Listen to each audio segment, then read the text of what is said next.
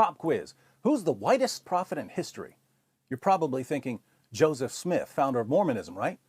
What if I told you there's a prophet out there who's so white he makes Joseph Smith look like Malcolm X? He's so white he makes a bowl of vanilla ice cream yell, "Get him out of here, he's blinding me!" He's so white his 9-year-old child bride didn't need a nightlight.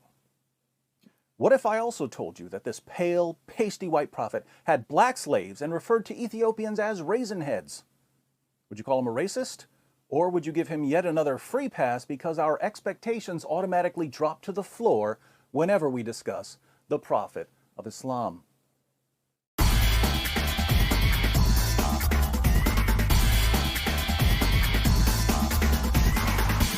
Many people who haven't read the Muslim sources assume that Muhammad was dark-skinned, but Arabs are classified as Caucasians and they can exhibit a variety of shades and tones.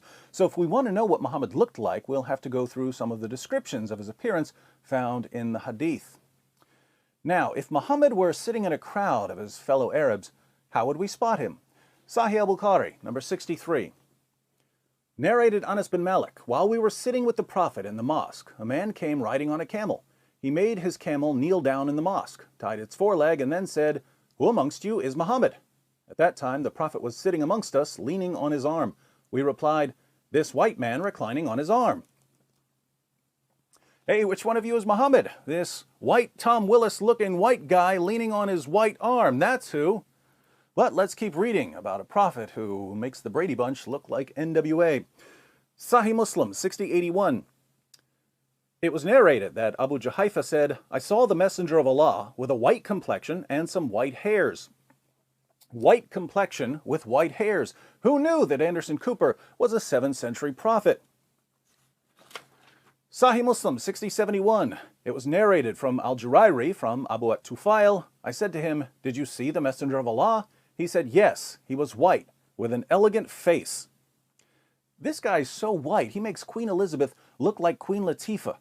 And the Muslim sources go out of their way to remind us how white Muhammad was. They tell us about the whiteness of his shins, and the whiteness of his thigh, and the whiteness of his leg, and the whiteness of his stomach, and the whiteness of his forearms, and the whiteness of his armpits, and the whiteness of his cheeks.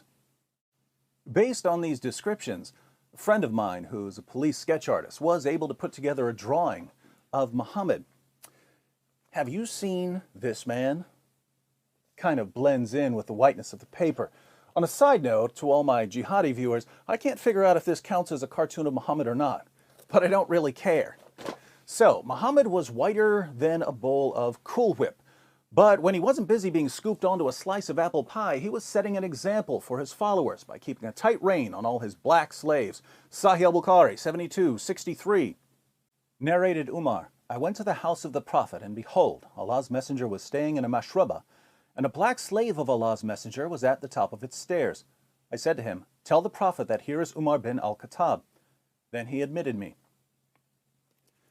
Sahih al-Bukhari, 6161. Narrated Anas bin Malik, Allah's Messenger was on a journey, and he had a black slave called Anjasha, and he was driving the camels very fast, and there were women riding on those camels. Allah's Messenger said, "Wayhaka, O Anjasha, drive slowly the camels with the glass vessels," i.e. the women. Here's one about a black slave who was shot to death while unloading Muhammad's luggage. Sunan an-Nasai 3858. It was narrated that Abu Huraira said, "We were with the Messenger of Allah in the year of Khaybar, and we did not get any spoils of war except for wealth, goods, and clothes. Then a man from Banu ad-Dubayb, who was called Rifa bin Zayd, gave the Messenger of Allah a black slave who was called Middam. The Messenger of Allah set out for Wadi al-Qura. When we were in Wadi al-Qura, while Middam was unloading the luggage of the Messenger of Allah, an arrow came and killed him. The people said, 'Congratulations, you will go to paradise.' But the Messenger of Allah said, 'No, by the one in whose hand is my soul, the cloak that he took from the spoils of war on the day of Khaybar is burning him with fire.'" Just to clarify, Muhammad had sex with a 9-year-old girl, robbed caravans, and beheaded hundreds of Jews, but he's good. His black slave, by contrast, grabbed a cloak before the spoils were divided, so he's headed to hell. Welcome to Islam. In Provisions of the Afterlife, pages 30 to 31, Ibn Qayyim al-Jawziyya lists 28 of Muhammad's male slaves and 12 of his female slaves. Some of these slaves were black, some were not. Muhammad renamed one of his black slaves Safina, which means ship. called his slave ship, because he would load up the slave like a ship and make him carry everything. Muhammad apparently thought that black slaves were worth less than Arab slaves, since he once traded 2 of his black slaves for an Arab slave he wanted to set free because the Arab slave had converted to Islam. We know that Muhammad had sex with his female slaves because he eventually got one of them pregnant. But don't worry, a white leader getting a slave girl pregnant is only creepy when Thomas Jefferson does it. Speaking of leaders, mindlessly obeying Muslim leaders was so important to Muhammad that when he wanted to emphasize obedience, he told his followers that they had to obey even the worst leader imaginable. We find Muhammad's worst case scenario in Sahih al-Bukhari 7142. Narrated Anas bin Malik, Allah's messenger said, "You should listen to and obey your imam, even if he was an Ethiopian slave whose head looks like a raisin." Muhammad gives a similar example in Sahih Muslim 3138, where he commands his followers to obey their leader, even if he's a black slave with missing limbs. So the worst possible leader of a community of Muslims, according to Muhammad, would be a black slave. For the sake of clarity, I should point out that women are excluded from the hierarchy of possible leaders. Muhammad said that a nation will never be successful with a woman as a leader. But it gets worse. Muhammad tells his followers what Satan looks like in Ibn Asaq, page 243. The apostle said, "Whoever wants to see Satan, let him look at Nabtal ibn al-Harith. He was a sturdy black man with long flowing hair, inflamed eyes, and dark ruddy cheeks." Which one of you is the prophet? This white guy. What does Satan look like? That black guy. Now, how did a religion that was inaugurated by a white prophet who had black slaves and referred to Ethiopians as raisin heads and said that Satan looks like a black man ever get the reputation it has among African American Muslims today? Well, here in the West, there's a general atmosphere of ignorance about Islam. People don't know even the most basic facts about Muhammad and the Quran, and this allows Muslim preachers to say whatever they want about Islam because no one's going to correct them. So if a Muslim preacher is talking to a woman who's interested in women's rights, Muhammad was a champion of women's rights.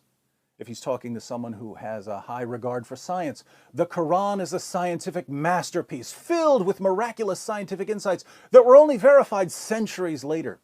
If he's talking to someone who's concerned about racial justice, Islam is the religion that liberates slaves and establishes racial equality. Absolute nonsense, but people convert to Islam because they believe what they're told and don't bother reading the Muslim sources to see if the preacher's story checks out. Now, to those of you who've bought this mess, to those of you who believed the Muslim preacher when he said, "Hey, if you really want to stick it to Whitey, you need to convert to Islam," the religion of a white man who bought, sold, and traded African slaves and whose followers institutionalized black African slavery centuries before Europeans joined in and who continue enslaving black Africans even today. If you fell for this, I say, and I say it again, you've been had. You've been took. You've been hoodwinked, bamboozled, led astray, run amok. This is what these white prophets with black slaves do.